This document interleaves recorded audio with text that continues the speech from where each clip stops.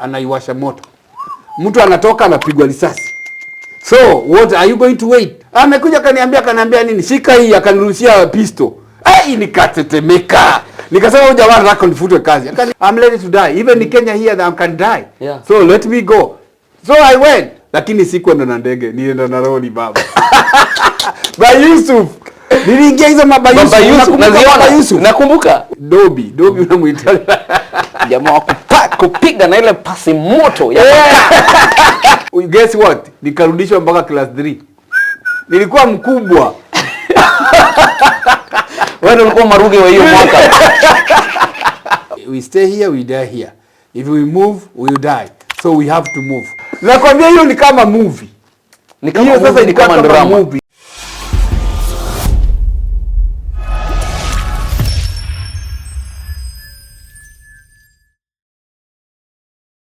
Yes, mambo vipi ladies and gentlemen, welcome so much to Mkenya Marekani. This is a platform, we are based here in Washington, we educate you, we talk to a lot of Kenyans, Africans generally, because I realize this platform is getting broader and broader. So, and today we have a very interesting story of somebody who came here and not directly from Kenya. This man has been through it all. So, I'll not talk about him because he's already here with us. Welcome sana Bishop. Thank you so much. Yes. Karibu sana. Asante. Mkenya American. Nimefika. Finally. Unajua na Maumau unaweza waequate. I can put you in the same bracket. Umepigania uhuru. Kabisa baba. So introduce to us who you are and then we move from there. Kwa majina yangu naitwa Paul Ngarama Kimani.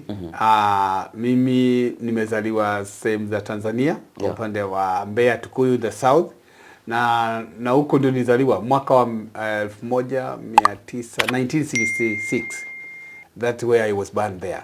So I grew from there in Tanzania. We were staying with these people called 𝐻𝐻𝐻𝐻. It's a bigger tribe. Yeah. 𝐻𝐻𝐻𝐻 and the 𝐻𝐻𝐻𝐻, and there were so many those who are coming from the south. They were bordering with Zambia. So that's where I was born that year. I grew there. As in you found yourself there or your parents moved? No, yeah, actually it's a long story. Yeah. There was 1955, 1960, my parent went to southern Tanzania. Because there was this about there was during the Mau and the war, there was a lot of war and the camps. So my father ran away from the camp in Mau in Manyani. Manyani. So some of them they died on the way because they say we stay here, we die here. If we move, we'll die. So we have to move. Yeah. So they passed Savo, and some of them, they were a bigger group. Some of them they were eaten by lions. But for them, they made it. My father made it to go to Tanzania. Wow. And it is a long story. But that's what our father was telling us, that my father was born in the Muru, and then they went to Tanzania. He went with the other people. So when they went there in Tanzania, it's a long story that when they were in Dar es Salaam, they went to south because they were fearing now to be arrested back to the camps in Kenya. Yeah. So that's how I find myself being born there in Tanzania, Tukuyu, Mbeya. Wow. So I went to school there. There were no English in Tanzania, Kiswahili tu.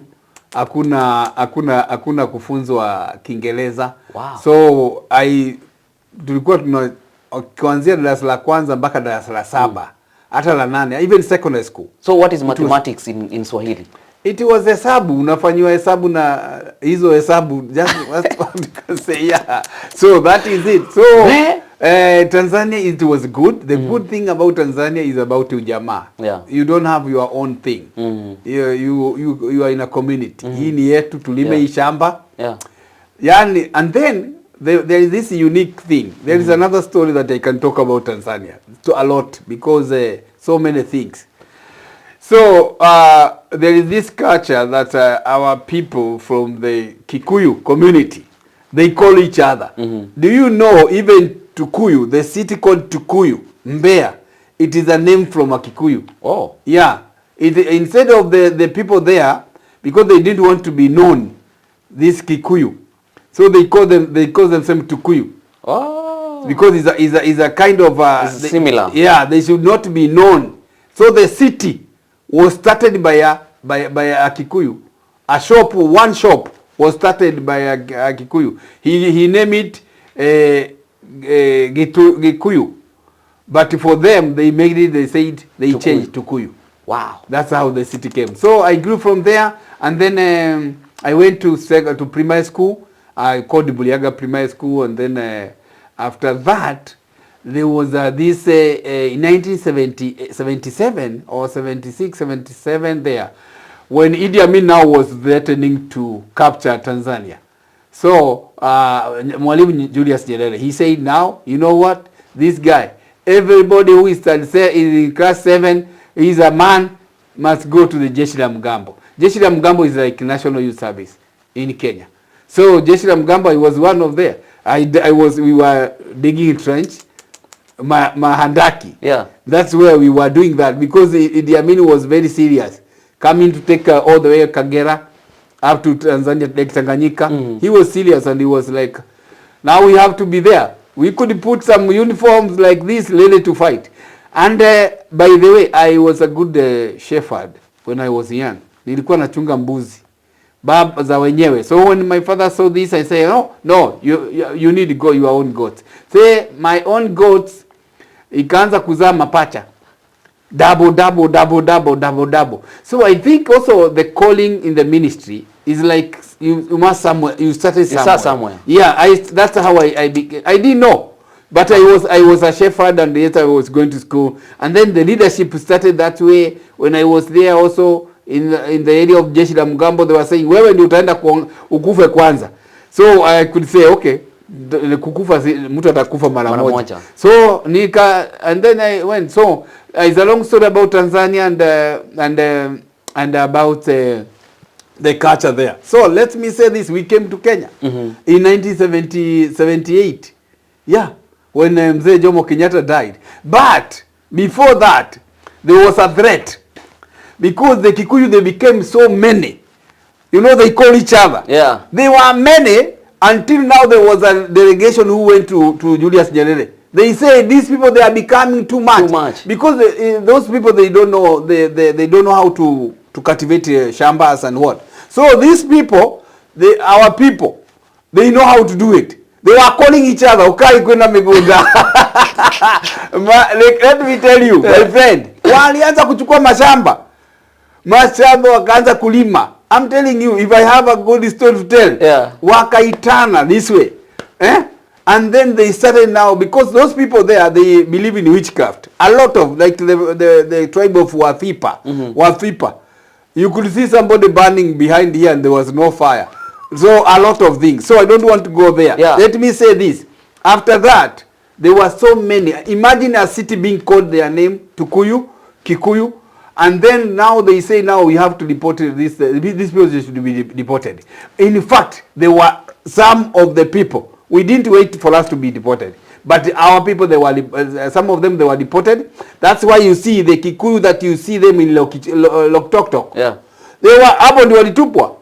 Namanga, the Kikuyu that they are there, walibebwa na maroli. There was a time you see this thing that we are seeing about Kenya and Tanzania. The Tanzanians, they fear Kenyans, especially the Kikuyu, because when they enter, they take over. So this was when the people there they say no, these people must go. So much of the Kikuyu, they lost their properties and what. So wakarudishwa, wengi walienda kumwagwa na maroli. Hawako wanangojea watubebe nini? Wakasukumwa. Wakamwagwa Loktoktok na wengine wakamwagwa nani? Hii Taita Taveta ile mpakani, and then the other one in Namanga. And even if you go to Namanga, there are so many Kikuyu there. They are business people. I think whenever they are, you can take them anywhere, they survive. They survive. So I came to Kenya with our family, and then we went and we settled in Gilgil. 𝐿𝐷 is another town going to Nakuru. Yeah, Eldoret. So, you know that place. That's where we went and settled because my father had his brothers there. So that's where, then I went there. Nimetoka huko shule. Then kama umetoka shule huko na ukufundisha Kiingereza, guess what? Nikarudishwa mpaka class 3. Nilikuwa mkubwa. Wewe ulikuwa maruge wa hiyo mwaka. Baba, nilikuwa mkubwa. Sasa sijui Kikuyu. Nilikuwa najua Kinyakyusa na Kikinga. There's some tribes. I'm good to know. I can speak like 17 languages. Where? Yeah, I can speak. Wow. Naweza kaongea Kiarabu, I can speak Arabic, I can speak Luganda, I can speak Lunyole, I can speak Kikamba, I can speak Dinka language. Those Dinka language I can speak. There is this language. Some languages, like 5 languages in South Sudan, 2 languages in Uganda, and then Kenya, and also Tanzania. So if I can tell you, but sometimes because of the culture that you are going, they are getting lost. And now I'm learning Spanish. Aish. I'm telling you, and I am that I want to when I am here. I'm very. Language is a very powerful. Yes, thing. Very important, especially as a person that you need to know languages. Yeah. So then I was there in Kenya. I went to Stand 3. Then is another story, a long story. You know, these people, they were calling me names, and the children like this. So because I don't know, I don't understand English. Yeah. Actually, I try to struggle a lot because my tongue was heavy because of this changing of languages. So I was struggling a lot. But finally, I am here. That's another story. Yeah. I finished class 7 in 1983 in a school called 𝐻𝐻𝐲 Primary School in 𝐷𝐷. There is you pass the P-block house. There is a school there for the whites. I don't know whether yeah. So that's where then from there I go to another secondary school called Shoka Secondary, and then from there, when I was just there, my father got an accident. He was in the army, but he was doing barber. He was shaving the soldiers in a 𝐷𝐷. 𝐷𝐷, there is a 2nd brigade. There is a big brigade there. That's where he was. But he was injured when he was going to a wedding in a car in the army. So he broke, the leg was broken, and then ikakatwa. Yeah. So story mrefu. So I stayed again now another years. Nikakuja kuchukua ile biashara ya baba. Nikasimamia that I went now to many barracks. Yeah. Many barracks. I know the viewers, those who knows me, I can count you any barracks until I went to South Sudan. Yeah. Because I went South Sudan through the barracks. South Sudan. Yes, so many things. I have been in 12 Engineers Battalion. Thika, that is Thika. But I didn't start there. I started in 2nd Brigade, and then that is 𝐷𝐷. Then I went to Langata Barracks, and then I went to Embakasi Garrison. Embakasi is where I stayed for long. I stayed for long in Embakasi. Yeah. Yeah, many people knows me when I was there in Embakasi. Wow. And then when I went to Defense Staff College. That is Kellen. I went also to DOD, there, Department of Defense. I also went to Isiolo, School of Engineers, Combat Engineers. Yeah. So there was when I was there, I mean, there's a long story there in between, because there was a time tulichukuliwa kwa kambi. In those years, kuingia kwa jeshi walikuwa nachukua watu wale pale, kama kuna wapishi ama ni vinyozi. Mnapelekwa, mnaambiwa sasa kuna recruitment hapa. So we went to 7 Langata Barracks. Lakini nilihepa. Hiyo is another story. So tuongelee mambo ya South Sudan. Because bado kuna America. Tujafika America. Huyu mtu wangu bana ametoka, the bishop by the way. He's a man of God. But here we have stories. Yes. Everybody has a story, and that's why we have to talk about these stories, because we were in your book launch and somebody said there's no way we'll be only quoting American writers, European writers. Exactly. We need to tell our own stories. Exactly. And that's why we're talking about these stories. So aligrow ya Tanzania, went back to Kenya. Now we're in South Sudan. Yeah. Na bado hatujafikia America. Because hiyo ndio story tunataka kusikia. Yeah? Exactly. So let's where do you want to go? No, we go to South Sudan. now. South Sudan. Yeah, South Sudan. Yeah, briefly okay. America. Yes, before I went to South Sudan, because you have to join together, ushikanishe Kenya na South Sudan, because you cannot separate the two. Actually, even the flag, flag ya South Sudan ni kama ya Kenya kabisa. Umeona? Ni kweli. Wamechange kitu kidogo sana. Ni tu ile katikati ya exactly, because this is like a twin brothers that you cannot separate South Sudan and Kenya. So that's why. Okay, now before I went to South Sudan, how did I go there? This is how I was.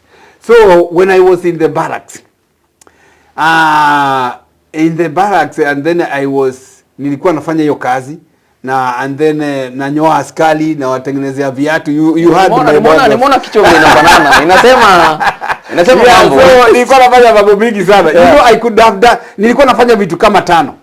I was like doing 5 things in the barracks, and people were asking you guy, wait, what kind of a person are you? Because I am a tailor, I am a barber, I'm a cobra, I can print t-shirt. I was doing that. I am what do you call it? Dobi unamuita. Jamaa kupiga na ile pasi moto ya exactly. Baba, tumesurvive. Tumetoka mbali. Sasa now mimi nikiwa 1980s, wacha niongea mambo ya 80s. Then kukatokea this mission. The first mission ilikuwa ni Namibia. Askari wa Kenya wameambiwa wanaenda wapi? Namibia. So sasa hapo kulikuwa sasa, unajua sasa mimi nilikuwa naingiana sana. Nilikuwa naingiana sana na wakubwa. Wananipenda, that favor. I had favor even up to today. Yeah. My brother, let me tell you. Ni kama ni kunyoa, nikishika mkubwa hivi na mnyoa anasinzia. Sasa akitokea amka hivi naambia umeisha. Ananiambia ananiambia nipe namba. Wewe utakuwa ni boy tu kukupata. Let me tell you the truth of the facts. Like these commanders, big, I know the people who has gone through me. Wamenipitia kwa hii mikono. I can tell you. Name like Major General Tonje. He was the chief of general staff. Nilimnyoa baba. Haya, huyu Walutere. There was this brigadier. He was a major general. He came to be major general. This was a big man in the engineers, combat engineers. I mean the garrison, the engineer, the whole engineer.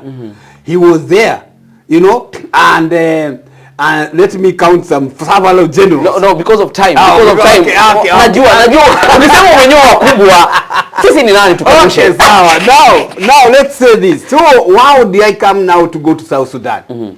Through that when I was going in the bush, I was almost in the bush going with these people who are going to the missions. Yeah. Our askari walikuwa naenda Kenbats. So they were called Kenya battalions in South Sudan. Before that kulikuwa na hiyo ya Namibia. Then there was a Kenbat that was going to Namibia. Ikakuja ingine ya Yugoslavia.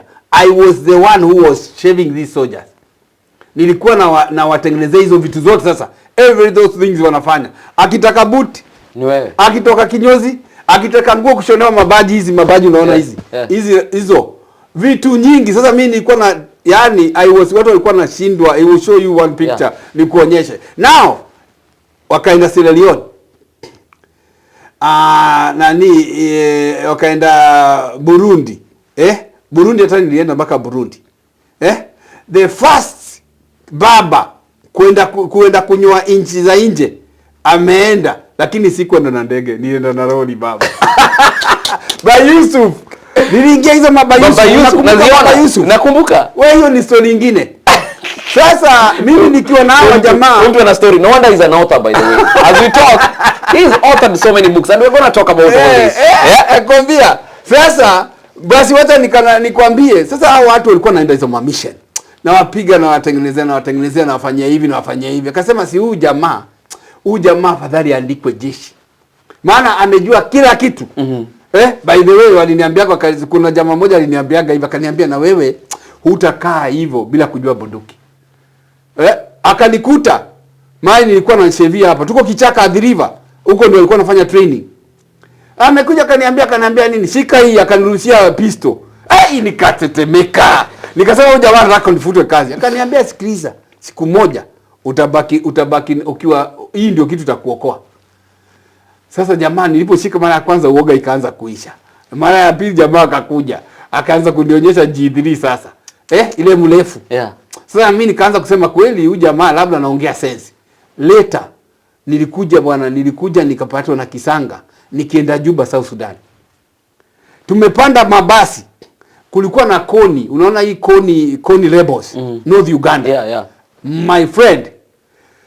That's another story. Ilikuwa mrefu. Maana nilikaa kwa kichaka na hivi vile ilikuwa kwamba hawa wa South Sudanese walikuwa wanatupatia escort. Wameingia kwa basi kama ine hivi. Lakini wakisikia kuna masoja wa koni. Masoja wa koni walikuwa naogopa UPDF. UPDF ni Uganda People's Defense Force. Hiyo ndio walikuwa naogopa. Hiyo ndio kiboko ya watu wa koni. Yeah. Lakini hawa watu wa South Sudan ni ma SPLA, wale SPLA hawako na waogopa sana. Sasa ikafika wale SPLA walikuwa wametuescort wako kwa gari, waliposikia koni anaua watu huko mbele. Maana kuna magari waliua watu kama 38. Ilikuwa kwa newspaper, niko nayo. Waliua wa 38. Basi mimi nilikuwa kwa gari ndani na tulikuwa na jamaa mmoja hapa Mganda. Akasema, hao watu wametoroka, wamewacha nini? AK47. Sasa mimi nikasema na AK47 sijai cock. Akaniambia hii nitakuonyesha tu iko tofauti ya AK47. Yeah. Ni upande vile nani hii pin ya kusongeza magazine. Iko na kuanga. Ya nani AK47 iko magazine. Mpenzi mtazamaji, si gazeti.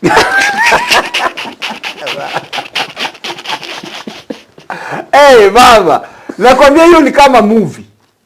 Hiyo sasa ni kama movie bwana. Jamaa ma SPLA wamehama. Na mimi niko hapo, jamaa kaniambia nini? Si unajua kutumia hiki? Ndio najua kutumia. Lakini nataka kujua hii AK47 hii. Mahali unasongeshea nani? Kaambia ni hivi tu unasongeshea upande hii. Hiyo imesonga risasi imeenda. Hii na hii ndio umwachilia iko pande unalilisia hapa. Sasa ya G3 kako mahali sasa akaniambia, nikamwambia ni hivyo basi hao jamaa wameacha mabunde. Twende, hii ndio nani, kuna Mungu na huyu ndio Mungu wako. Ndio itakusave. Tukasonga. Tukatoka kichaka. Maana koni vile alikuwa anafanya akishika basi. Mkiwa ndani, when you are inside the bus, koni what he does, he say come out all of you. You get everything. Mnatolewa everything, then mnaambiwa rudi kwa basi. Yeah. Anawasha gari basi, anaiwasha moto. Mtu anatoka anapigwa risasi. So, what are you going to wait? No. Safadhali ukufe mbele. So now tukabeba zile bunduki. Then we were moving with this is where soldiers are where they are going. So wakiangalia nyuma na sisi wakiona ni wanakimbia zaidi. So lakini sasa sisi bado tuko na hizo bunduki, tunasema kwamba kitu yote kitatokea mbele apart from wale tunawafuata. Wow. Ni kukilia. But now that is another story kwa sababu we stayed for 3 years. Vile unasikia 3 months, I mean 3 days in the bush. Vile watu wanasemanga ati mtu anakunywaga makojo. Yeah. Nilikunywa baba. Hapo makojo ndio unakojoa alafu ndio maji yako. We stayed for 3 days and then tukatokea camp ya SPLA huko. Tukachukua ile mabunde tukafinja, tukachimba tukaficha. Tukatoka sasa tukainua mikono tukaambia, wanasema tukaambia mushikira kitiri. Yeah. Mushikira kitiri ya jamaa. Hiyo ni kusema mushikira unajua ni shida. Mushikira. Yeah. Mushikira kitini inak. Arabia kuru. Nar. Hiyo sasa ni tukianza kuongea Kiarabu naweza kupigia vizuri sana. Sasa wakasema ana harufu, wanasema tunajua tumesikia kwa redio. Ni nyinyi mmetoka huko. Sisi ndio tumesurvive. Kujeni tukapewa mali ya kuoga na nini. Hiyo ni another story. Wacha hiyo. Sasa wakati mimi ndio niingie South Sudan ilikuwa hivi. Wa Kenya, the first Kenbat ya kwenda South Sudan ilikuwa Kenbat 16. Ilikuwa naongozwa na Kano. Kuna Kano anaitwa nani? Acha nimkumbuke kidogo. Nitakwambia tu. Yeah. Huyo ndio alikuwa anaongoza. Lakini mimi walikuwa wameniacha wapi? 𝐷. Walikuwa wameniacha huko 𝐷. Vile walikuwa wameniacha 𝐷, walikuwa nafikiria na mimi kumbe ninachora. Na nafanya tu mapping na yuko kukoje huko. Wanasema huko hakuna mtu anaweza fika hata raia. Maana kulikuwa South Sudan kulikuwa kumejaa mines. Talk about mines, they were everywhere. You miss just if you miss this unapata ile ingine. Umelipuliwa because actually they were saying South Sudan is the one of the country in Africa had many mines, land mines. Than other than Angola. I think it is either Angola or I think it was South Sudan and then Angola, something like that. So then I say now, okay, I got some information that you can go there. There is money. Say what? Okay, what do you mean by there is money where there is war? Okay, yeah, yes, because I had a zeal of printing T-shirt and what. And I like the work of the army. So I say, these people, hii kitu lazima nitafika huko. To cut the story short, magari inapopeleka hii Maba Yusuf, ikipeleka vifaru, kajipiga ndani. Nikaongea na driver, nikamwambia sasa, mimi I want to go there. How can you go there? You can't, my brother. There is risky. Kusema no, I want to go there. So what do you need what? I say, you just let me reach the border. Nipeleke mpaka kwa hiyo border. Try your level best to take me to the border. The rest is I know how to maneuver to enter there. Because one of the thing, why did I have a desire to go to South Sudan? I used to go to Kakuma refugee camp. So I used to see many South Sudanese suffering. And then they were saying it is the Arabs that they were fighting these people. You know about John Garang. You know South Sudan, they have fought for 22 years. They were in war. So I was having some bitterness. That why these people, they are saying they are hating Christians. And they are chasing these people. The refugees, there are so many here. The Arabs, they don't want this South Sudanese, the one that and the South, because it was Sudan before they get the independence. So I had that say, God, I know I have a heart of missionary work. So I say I have to go. What? One day I shall go to South Sudan. That I am in Kakuma now. Tunawahubiria pale. And then we were preaching to them. The way I was seeing the way they were suffering. No food, what. I say, huyo Mwarabu, one day. Nitaingia huko.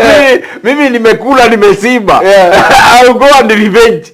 I'll go and revenge for these people. So now these people, they were saying, you can't, you are going to be killed there. Then so many things and so many pictures that I was seeing.